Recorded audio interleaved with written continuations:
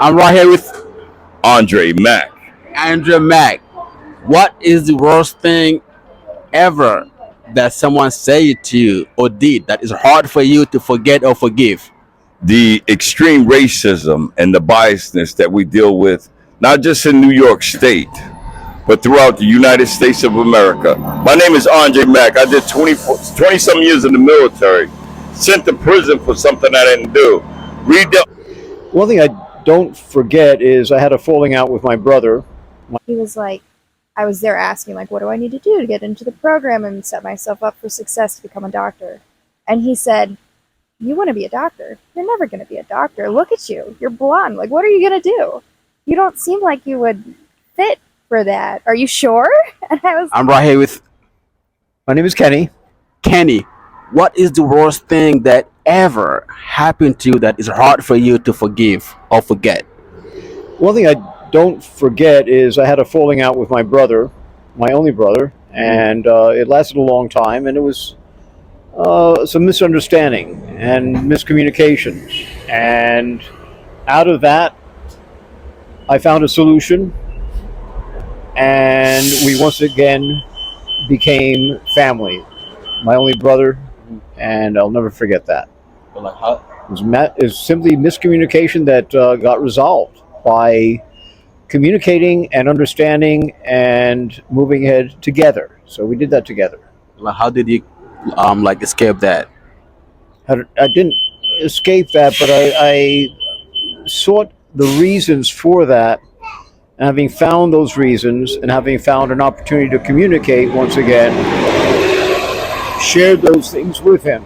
And we found we were both on the same page, and my brother and I basically once again knew that we loved each other. Right. But like what are you going to say to those that they're going through a lot? They're going through like something that they like it's hard for them like to forget or to forgive that is not like it's holding them back like to move forward or to make next step. You have to realize the root causes of all these misunderstandings and miscommunications, and found a way to come to terms, to see it for what it really is. You have to become objective, where you see things factually, instead of subjective, where you use your emotions to color your responses to those outside communications, for example, those interactions. Right.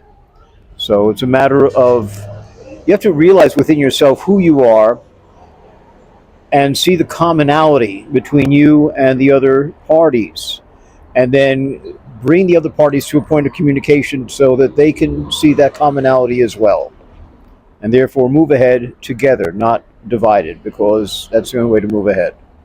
Thank you so much. Thank you. I'm right here with I'm Annie. Hi. Ooh.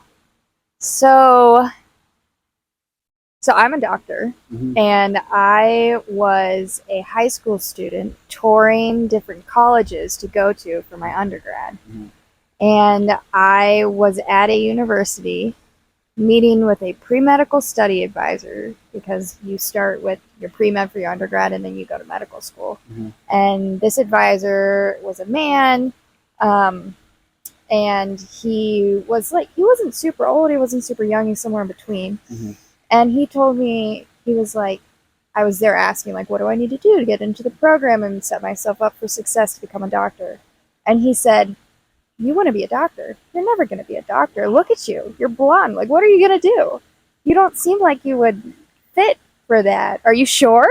And I was like, what do you mean I don't seem like I would fit for that? It was just bizarre. It was the weirdest thing. It was the most blatant, like, form of, I guess, sexism that I've ever experienced. And I never even sent that college my application, because I was like, if this is what they think and what they think of me just because of looking at me, then I don't want to go there. And I went to medical school and I just graduated in May. So here I am. I'm a doctor. So she's a doctor right now. yeah.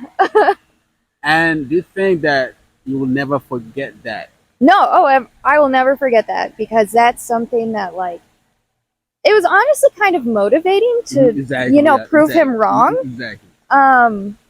But at the same time, like, other people have to go through experiences like that too, be it sexism, racism, any form of discrimination. And, having that experience myself gives me an insight into what that can feel like for people. And I never want to put anyone into the position that I felt in that moment. Are you going to forgive for that or not? I mean, I don't know.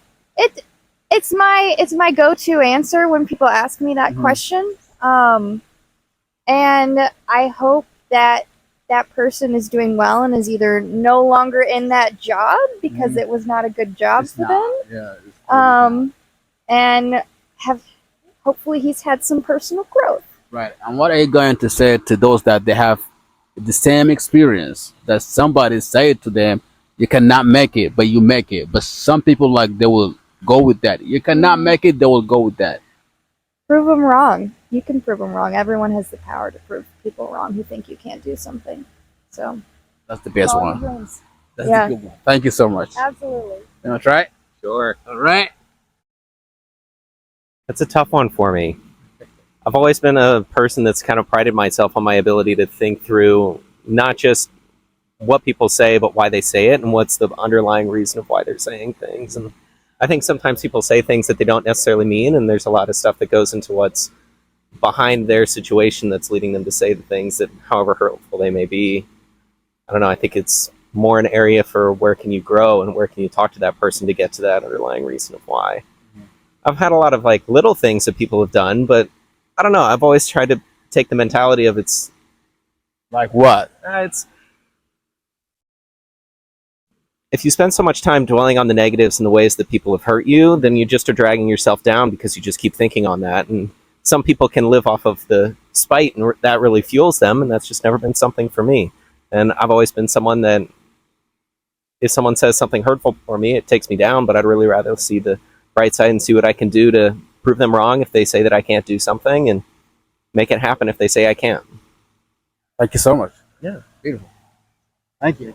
Yeah, thank I'm right here with Andre Mack. Andrea Mack. What is the worst thing ever that someone said to you or did that is hard for you to forget or forgive?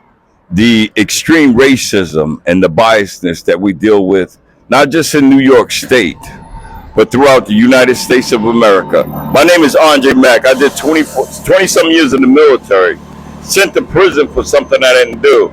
Read the articles about the people that were a part of the district attorney's office that sent me to prison for something I didn't do. I'm asking the public to look at this, to read about this, and to come together to stop. When you think about Donald Trump and his purpose in America with Vladimir Putin, we have to really be concerned about what's really going on. Brothers and sisters, white people, everybody got to ask a question. Authoritarianism is on the brink of taking place in America. What are we going to do about it? Are we going to come together and investigate what they're saying about us that are so untrue? Let's change that. Like what?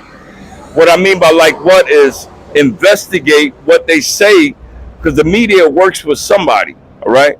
But if you get a red flag and something that doesn't make any sense, why don't we investigate it? Why don't we look into it? Why don't we take the opportunity and the time to understand what they're saying? It may be true, right? And I'm not telling you to believe me, but believe what the paperwork says about these people. District Attorney Joel Ablove, who was indicted for perjury in New York State, the Attorney General charged him. Matthew Swedick, who was convicted of telling a client, if you have sex with me, I'll make your case go away. Here I am, a person whose case was thrown out.